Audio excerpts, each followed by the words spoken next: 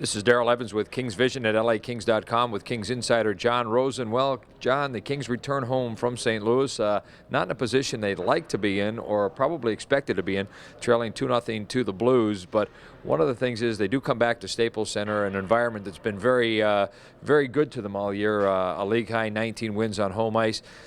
They're going to have to change things around. There's going to have to be a constant 60-minute barrage of the Blues. The Blues have been very committed to playing 60 minutes of hockey, and last night the Kings did get off to a better start, but were unable to sustain it for 60 minutes. Yeah, the first 10 minutes of the third period were a little bit disconcerting just with the way that the Kings started out in that period.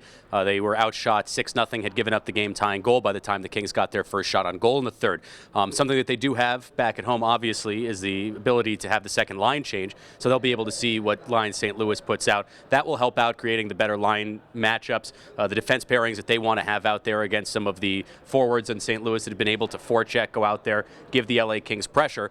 So I expect the Kings to produce some of their better 60-minute efforts coming back to Staples Center, where they've played very well. They've already beaten St. Louis there. They've beaten a lot of good teams back at Staples Center. They beat Anaheim twice. In addition to St. Louis, they beat Detroit. They beat San Jose a couple times. So LA, as we all know, very good on home ice. And coming back to Staples Center, one thing I think the Kings have to really focus upon is playing up to their capabilities. I think so far, because they haven't been able to play or haven't played to their capabilities, they haven't reached their expectations. I think the Kings have to demand a little bit more of themselves. Jonathan Quick in the first couple of games, as has Elliott for the Blues. Goaltending has been very strong in both nets. Kings had a couple of opportunities in Game 2 to execute and open up a 2-goal lead. They were unable to do so early on with the Kings executing their forecheck as they planned to do. They drew penalties. They eventually scored their goal, their only goal of the game, with two-man advantage. But they have to have a little bit more of that constant pressure upon the Blues. Getting in, first guy on the forecheck, taking the body. If they're able to do that, I think they'll find a way to not only create more chances, but eventually finish. And absolutely, and open up their 5-on-5 play as well. We saw Daryl Sutter mention it back at the practice day on Wednesday, ways to counter that St. Louis forecheck. Don't be afraid to take that body, take a hit to be able to advance the puck. That's actually what St. Louis did to create that game-winning goal in 5-on-5 play last night. You saw Vladimir Spotka weather a very heavy hit from Trevor Lewis to be able to work the puck up the ice. Eventually it got on Barrett Jackman's stick, and we all saw the conclusion of that game. But in 5-on-5 play, in regular season in the month of April, Kings were outscored 24-19. So this is something that they're going to need to do, whether it's, you talk about the greasy goals off deflections, like the way that Patrick Berglund was able to score last night. Kings are looking for those. Kings might even be able to look for a screen, a goal from one of their defensemen, something that gets through traffic. They're going to need goals 5-on-5 with some of their best players on the ice, players like Andrei Kopitar. Of course, his line mates were excellent last night, Dustin Brown and Justin Williams, but Andrei Kopitar still no goals since the 25th of March, so he's looking, I'm sure, and motivated to be able to get back on the score sheet. Yeah, they're going to have to get him involved on the score sheet, no doubt. I thought defensively Kopitar did a good job coming back, helping support the defense. Kings did a better job in the defensive zone. Their initial breakout pass, they got the puck out of their zone, spent a lot less time in the defensive zone than they did in Game 1. But it's the time in the offensive zone, the ability to be able to cycle the puck. Their defense, I think, has to become a little bit more involved in that area. And another area that definitely needs an improvement is going to be the face-off circle. That'll help, having the Kings now having the last line change. Daryl Sutter will be able to get the matchups that he wants. But Andrei Kopitar in the first two games, he's only averaging 36% in the face-off circle.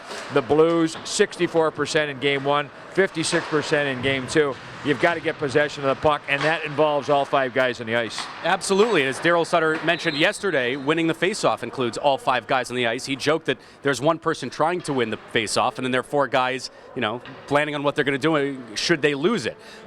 So Andrei Kopitar 8 for 22 in the faceoffs last night. He can be a lot better than that. That number is expected to rise. Law of averages and the fact that they're back on home ice, I would imagine the Kings will win more than 50% of the faceoffs coming back for Game 3.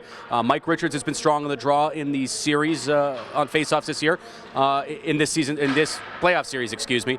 But it's going to take Jeff Carter, who was stronger last night after a rough night in Game 1 in which he went 0 for 6. The entire team being able to win those faceoffs, especially back in the defensive end, when they're looking for a major win late in games, tied games, when they're back in their own zone, and of course being able to set up on the power play in the offensive zone, more big situations in which they're going to need big face-off win. Kings ranked in the regular season 4th in the NHL. The Blues were 13th, so LA certainly has the statistics and the background to be able to draw on that success. Yeah, they definitely have the background and the statistics to back it, but its execution is what you need.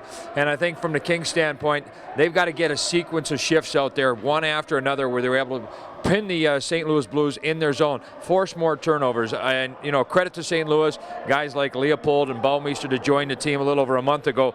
They've done a better job at allowing the Blues to spend less time in their own zone.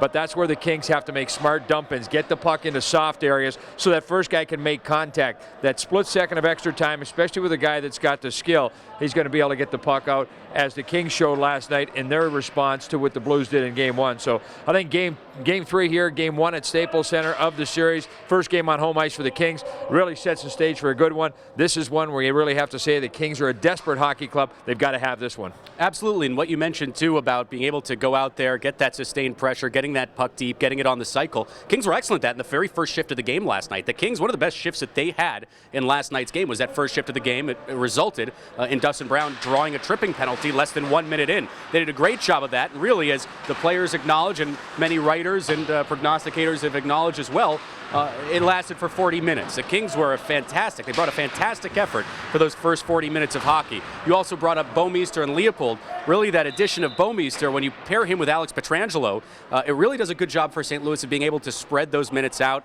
Pietrangelo isn't logging those 25, 26 minutes per game. He's now more of a 21, 22, 23 minute per game guy. That allows them to use their deep defense, and it has been effective against LA. Now that LA has the line changes, expect them to put some more pressure as they did for the first two periods on St. Louis, and hopefully come up for the Kings' sake with a strong effort on Saturday night. Well, last night was a late arrival coming back from St. Louis. Only some of the guys getting on the ice today. Game day tomorrow. I'm sure everybody will take to the ice. The Kings will try to get themselves crisp and in game form. Game 3 should be a great one. We'll look forward to talking to you again tomorrow, John. I look forward to having some good things to talk about, too, on Sunday. Thank you, Daryl. This is Daryl Evans with John Rosen at LAKings.com.